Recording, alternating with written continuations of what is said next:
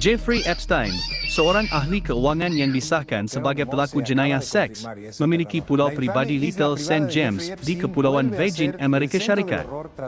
Beliau terbunuh diri di penjara pada tahun 2019 semasa menunggu perbicaraan atas tuduhan konspirasi persekutuan dan pemerdagangan seks.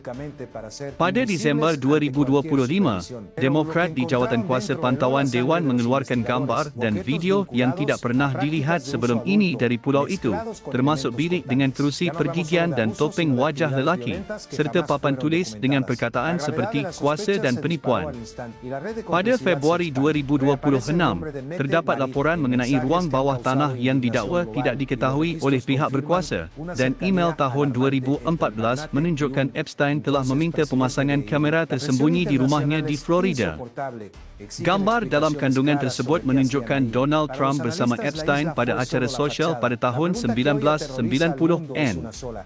Walaupun terdapat desas-desus tentang kesan kepada golongan elit, penyiasatan masih berterusan untuk mengungkap skop keseluruhan jenayah dan rangkaian yang menyokongnya.